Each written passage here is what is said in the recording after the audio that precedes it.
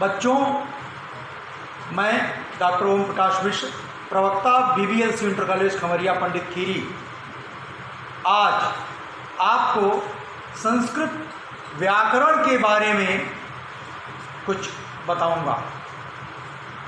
बच्चों, भाषा कोई भी हो, चाहे वो राष्ट्रभाषा हो, चाहे क्षेत्रीय भाषा हो, व्याकरण के अध्ययन के बिना उसको शुद्ध न तो बोला जा सकता है और न लिखा जा सकता है।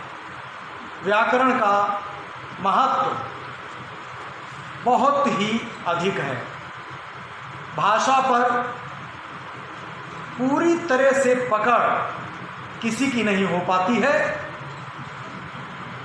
व्याकरण को अवश्य पढ़ना चाहिए। मनीषियों ने कहा है, यद्यपि बहुनाधीशे तथापि पठ पुत्र व्याकरण। हे पुत्र, यद्यपि तुमने बहुत सारा अध्ययन किया है, लेकिन फिर भी व्याकरण अवश्य पढ़ो, ताकि शब्दों का उच्चारण और किस वर्ण के परिवर्तन से शब्द के अर्थ में क्या परिवर्तन हो जाता है, यह मालूम हो सके। जैसे एक शब्द है सकल, इसका अर्थ होता है संपूर्ण। दूसरा शब्द है सकल, इसका अर्थ होता है खंड। इसी तरह से एक शब्द है सकृत, इसका अर्थ है एक बार। दूसरा शब्द है सकृत, इसका अर्थ है निष्ठा। तो इस प्रकार यदि हमने व्याकरण का अध्ययन नहीं किया है, तो निश्चित तौर पर हम सकृत को सकृत बोल जाएंगे, शकल को सकल बोल जाएंगे। इसके उल्टा भी हो सकता है और उसका अर्थ जो है विपरीत हो जाएगा। ये बहुत सूक्ष्म बात है। व्याकरण की परंपरा बहुत पुरानी है।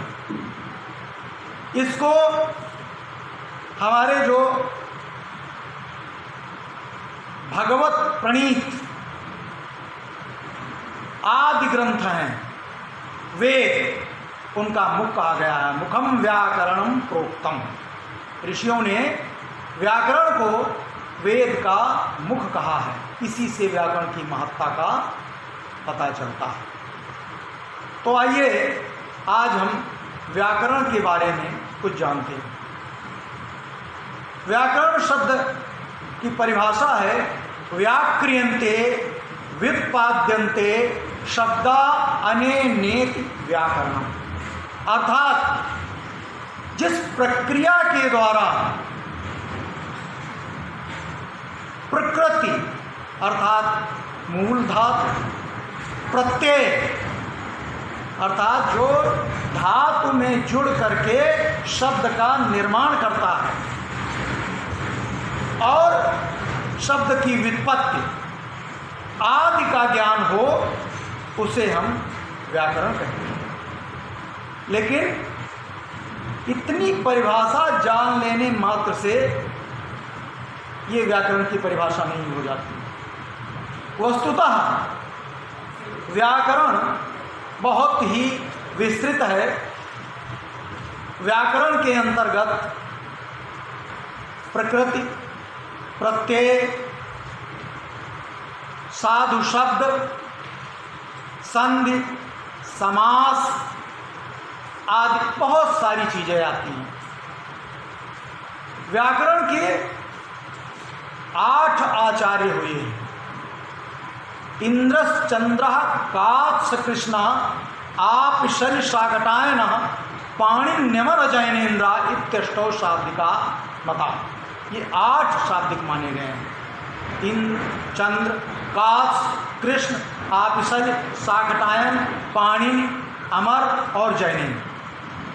इन्होंने अपने अपने समय में व्याकरण ग्रंथों का निर्माण किया और वह चले, लेकिन पाणिनि तक आते आते ऐसा प्रतीत हुआ कि पहले के विद्वानों के जो व्याकरण के ग्रंथ हैं वो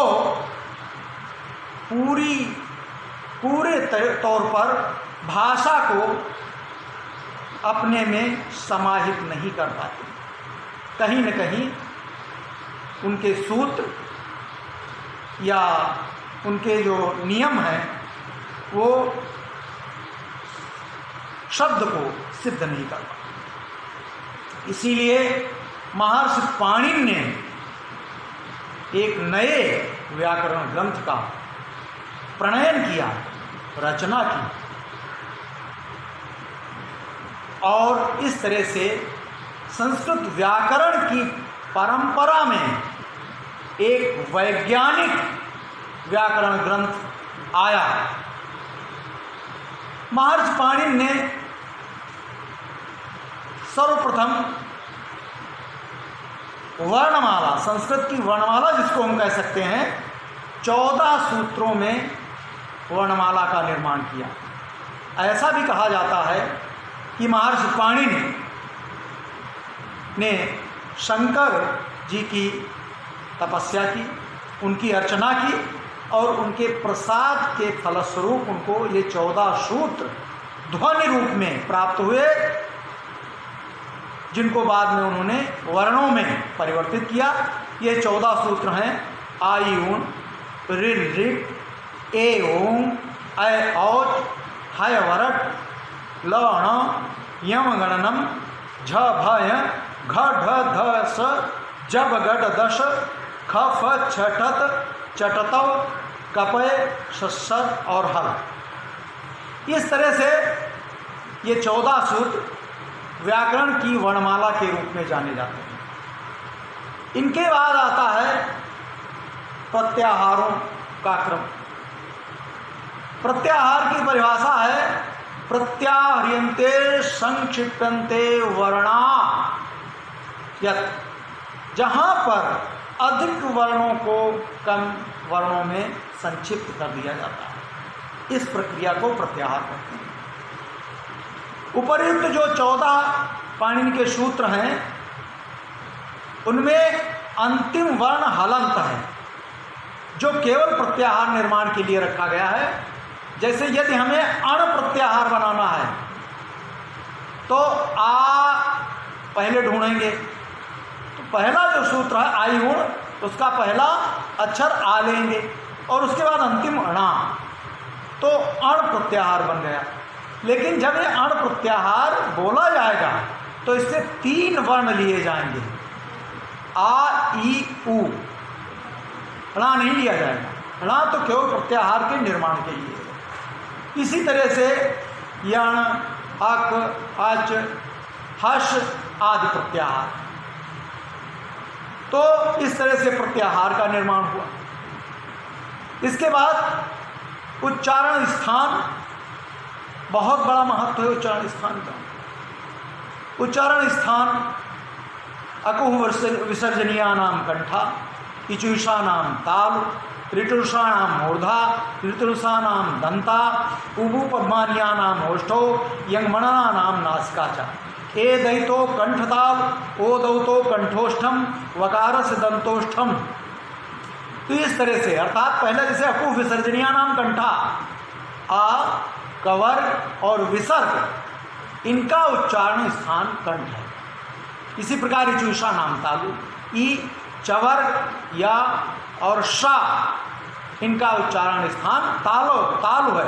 इसीलिए इस सा को तालव्य शा के नाम से भी पुकारा जाता है, क्योंकि ताल में जब जीभ लगती है तो इसका उच्चारण होता है। तो ये बड़े ही वैज्ञानिक तथ्य हैं, इनके विस्तार में हम ज़्यादा नहीं जाएंगे, मात्र आपको थोड़ा बताए दे रहे हैं। इसके बाद कई चीज़ें ऐसी आती हैं, जैसे वर्णमाला में स्वर और व्यंजन 2 तरह के वर्ण पाए जाते हैं। स्वर के कुल 9 वर्ण हैं, शेष व्यंजन हैं। इन व्यंजनों में हा 2 बार आया है, एक है वर्ग का हा और दूसरा हल वाला हा अंतिम सूत्र में। तो ये 2 बार आने का मतलब वो बहुत विस्तार वाला है, तो वहाँ पर हम नहीं उतना जाएंगे, लेकिन कुल मिलाकर के ये बहुत ही वैज्ञानिक वर्णमाला है। स्वर 2 प्रकार के होते हैं, बल्कि 3 प्रकार के होते हैं, ह्रस्व, दीर्घ और प्लुत। एकमात्रो भवेद् ह्रस्वः, द्विमात्रो दीर्घमुच्यते, त्रिमात्रस्तु प्लुतो गयः व्यंजनम चार्धमात्रकम्। जिसके उच्चारण में 1 मात्रा का समय लगे उसे ह्रस्व कहते हैं। जिस शब्द के उच्चारण में 2 मात्रा का समय लगे उसे हम दीर्घ कहते हैं, और जिस स्वर के उच्चारण में 3 मात्रा का समय लगे उसे हम प्लुत कहते हैं। जैसे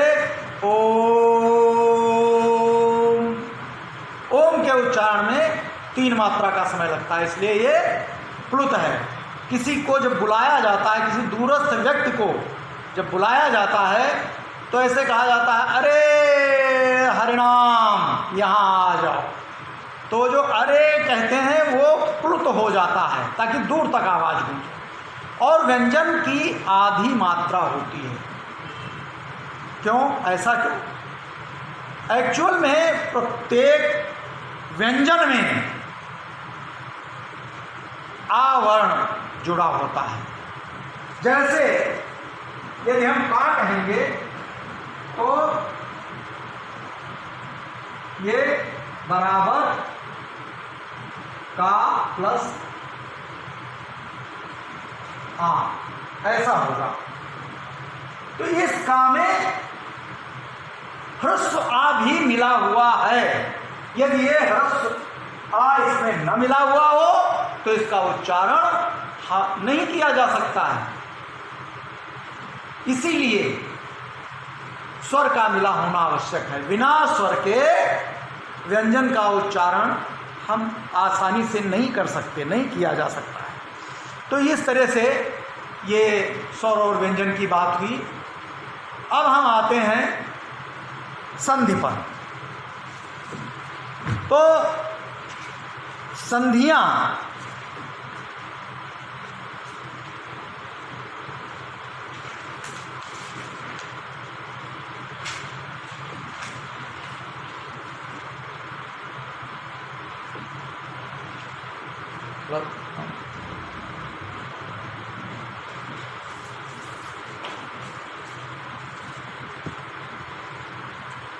हाँ, तो अभी जो है हम संधि के विषय में विचार करेंगे।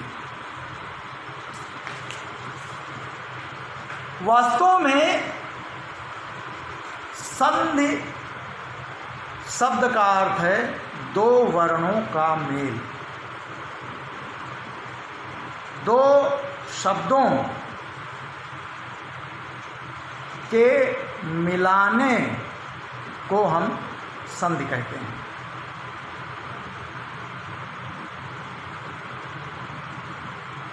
इस सम्मेलन में प्रथम शब्द का अंतिम वर्ण और द्वितीय शब्द के प्रथम वर्ण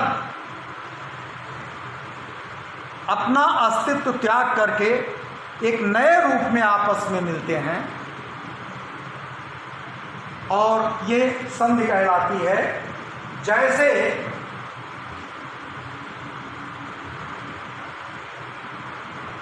हर प्लस ईसा बराबर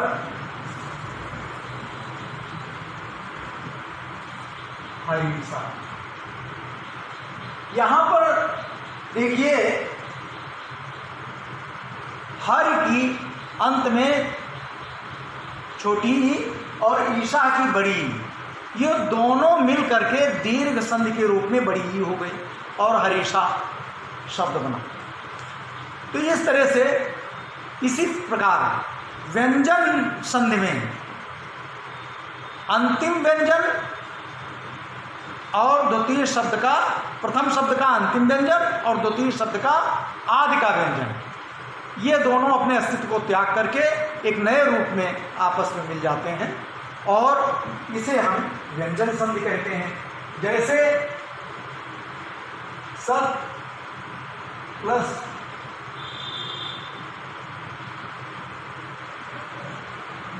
चित बराबर सचित। यहां पर इष्टुत्व संधि है, सत का ता और चित का चा, तो चा आगे होने के कारण इष्टु से ता को भी चा हो गया और सचित बना। तो इस प्रकार से व्यंजन संधि होती है। इस तरह से संधियां 3 प्रकार की होती हैं। स्वर संधि, व्यंजन संधि और विसर्ग संधि। यहां पर एक बात और जानने लायक है कि स्वर संधि को ही हम अच संधि भी कहते हैं, क्योंकि अचः स्वरा, अच ही स्वर है। अच प्रत्याहार में समस्त स्वर वर्ण आ जाते हैं, जैसे आ ई उ री री ए ओ ऐ औ, ये 9 ही वर्ण होते हैं और 9 वर्ण अच में आ जाते हैं, इसीलिए चाहे उसको स्वर संधि कहिए चाहे। और व्यंजन संधि को हल संधि भी कहते हैं, क्योंकि व्यंजन जब स्वर उसका निकल जाता है तो हल ही बचता है, इसलिए चाहे हल संधि कहिए चाहे व्यंजन और विसर्ग। तो सर्वप्रथम हम स्वर संधि के बारे में बात करेंगे। स्वर संधि दीर्घ, वृद्धि, गुण, अयादि आदि के रूप में 5 प्रकार की है। सबसे पहले हम दीर्घ संधि की बात करेंगे। इसका सूत्र है अकः सवर्णी दीर्घा। अक एक प्रत्याहार है, इसमें 5 वर्ण आते हैं, आ ई उ री री। और सवर्ण का मतलब है इनका सवर्णी, अर्थात यदि आ ई उ री री के बाद क्रमशः आ ई उ री री आए, ये वर्ण पड़े हुए, तो दोनों के स्थान में दीर्घ आ ई उ री री हो जाती है। ये इसकी परिभाषा है। आ के बाद आए, ई के बाद ई आए, उ के बाद उ आए और री के बाद री, री के बाद री, तो आई उ री री क्रमशः दीर्घ हो जाए। सवर्ण का मतलब होता है बिल्कुल उसी जैसा, उसी वर्ण का, जिसका उच्चारण स्थान आदि मिलता हो, वो सवर्णी कहलाता है। तो जैसे अब हम देखते हैं, सबसे पहले आ का उदाहरण, विद्या प्लस आलय बराबर विद्यालय। विद्या में द्या में बड़ा आ और आलय का बड़ा आ, ये दोनों अपना अस्तित्व, अपना अपना अलग अलग अस्तित्व त्याग करके बड़े आ के रूप में मिल जाते हैं और विद्यालय शब्द बनता है।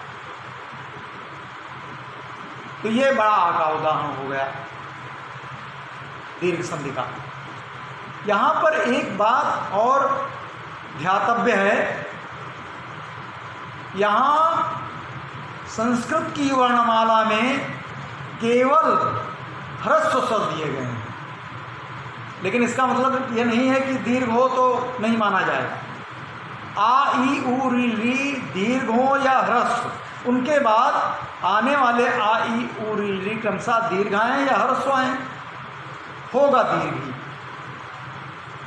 जैसे यहाँ विद्या में द्या में बड़ा आ है, दीर्घ आ है, और आलया में भी शुरुआत में दीर्घ आ है, तो दोनों का दीर्घ हो जाएगा विद्यालय शब्द में। इसी प्रकार ई का उदाहरण हरि धनी ईशा बराबर हरीशा।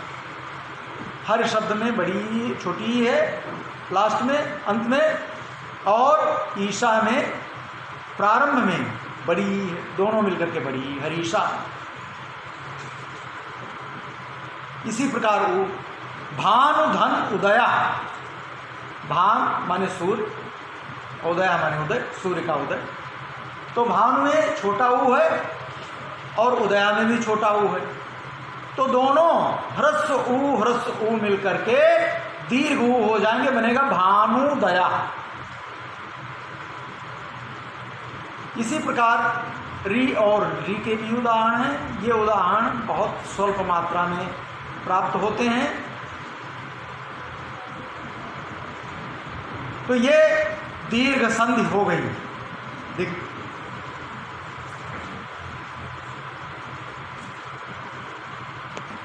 तो बच्चों, अभी हमने दीर्घ संधि को दोहराया, आप ध्यान से इसको देखें।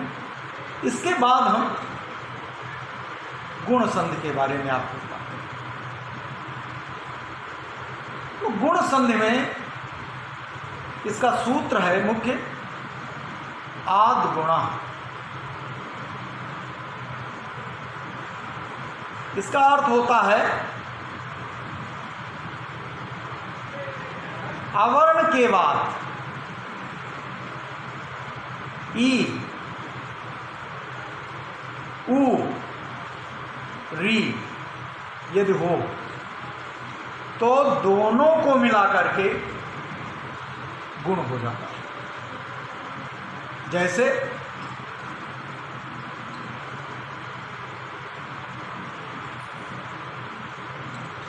रमा धन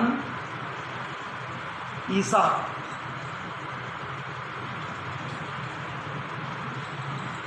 यहां पर रमा में अंतिम शब्द है दीर्घ आ, और ईशा का प्रथम शब्द है दीर्घ ई। दोनों को मिला करके माने आ और ई को मिला करके गुण ए हो जाता है, और शब्द बनता है रमेशा। रमेशा, खगेशा, दिनेशा, सुरेशा, महेशा, ये सब गुण संधि के उदाहरण हैं। इसी प्रकार ऊ का उदाहरण तो गंगाधन ऊर्मी,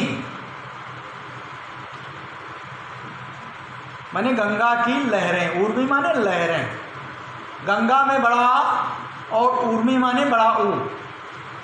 तो आ और ऊ इन दोनों को मिला करके ओ हो जाता है, और शब्द बनता है गंगोर्मी, अर्थात गंगा की लहरें।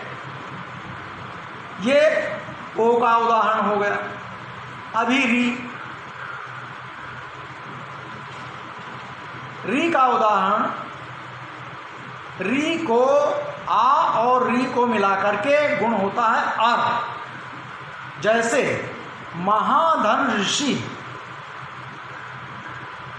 महा में हा में बड़ा आ और ऋषि का री, ये दोनों मिलाकर के अर हो जाते हैं। और एक व्याकरण में सूत्र है जल तुम्बिका रेफा से ऊर्ध्वगम। ये जल तुम्बिका न्याय एक व्याकरण में होता है। जैसे जल में एक तुम्बी लौकी को आप नीचे पानी के गहराई तक ले जाएं और एकदम छोड़ दें तो फटाक से ऊपर पानी के ऊपर भागती है, ऐसे ही दो शब्दों के बीच में स्वर रहित रा जल मिलकर जल तुम्बिका न्याय से वर्ण के ऊपर आ जाती है, अगले वाले वर्ण के ऊपर, और बनता है महर्षि। महाधन ऋषि बराबर महर्षि। सुरर्षि, देवर्षि, राजर्षि आदि जो है गुण संधि के उदाहरण हैं। ये गुण संधि का उदाहरण है। तो बच्चों देखिए, व्याकरण को ढंग से पढ़ना, स्मरण करना और फिर भाषा में ये देखना कि कहाँ पर किस शब्द को कैसे पढ़ा जाएगा, उसका उच्चारण कैसे होगा,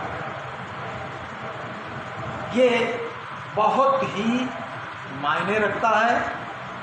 इस बात का जीवन में बराबर ध्यान रखना है। और ये संस्कृत व्याकरण जो अभी हमने बताई है, ये कक्षा 9, 10, 11, 12 सभी क्लासों के लिए उपयुक्त है, समीचीन है। हाँ, तो बच्चों अभी आपने पढ़ा दीर्घ संधि, गुण संधि। अभी हम अयादि संधि के बारे में बताते हैं। ये संधि कभी कभी छात्रों को क्लिष्ट लगती है, कठिन लगती है, लेकिन है ऐसा नहीं। संस्कृत बहुत ही सरल और मृदु भाषा है। तो इस अयादि संधि का सूत्र है ये जो है वायवा, ये जो वायवा, इसमें है एक,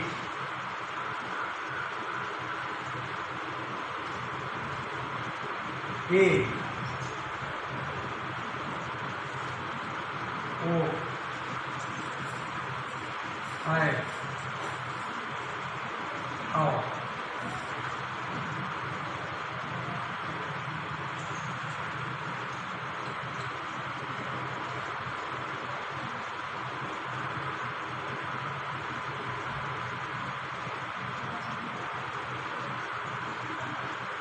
हाँ, तो देखिए बच्चों, इसमें एक प्रत्याहार है।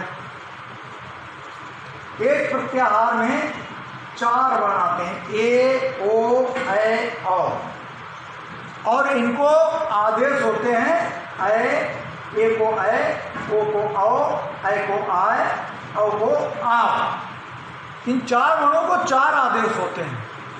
यदि इतना समझ में आ जाए तो निश्चित तौर पर अयादि संधि बहुत ही सरल है। अर्थात यदि ए के बाद, ओ के बाद, ऐ के बाद, औ के बाद कोई अच प्रत्याहार का वर्ण हो तो ए को ऐ, ओ को औ, ऐ को आय, औ को आओ आदेश हो जाता है। जैसे हरे धन ए, हरे में रा में ए है और उधर अच प्रत्याहार का वर्ण सामने ए पड़ा है, तो हरे के रे के ए को अय आदेश हो जाएगा। तो ये इस तरह से बनेगा, हर ए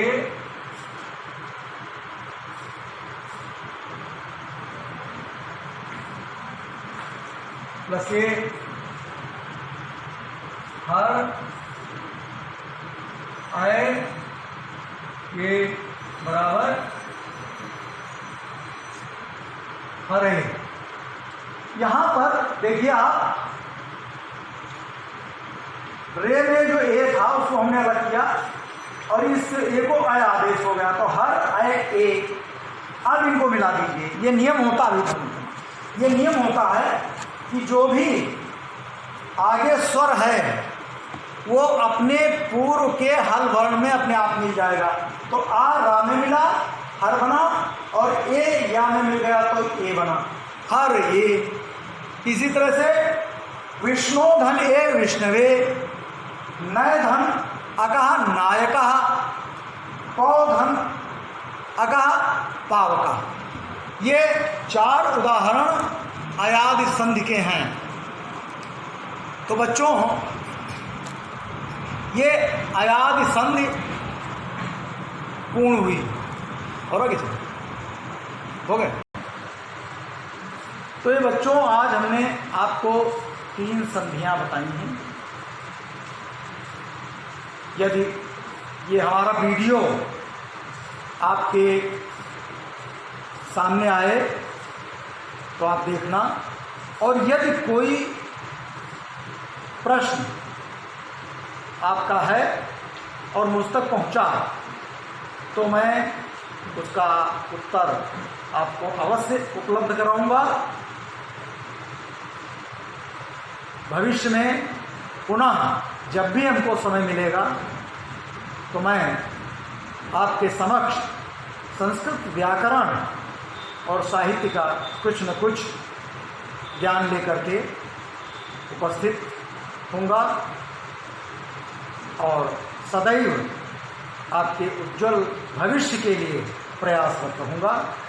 जय तो सुर भारती, जय तो संस्कृत भाषा, जय भारत।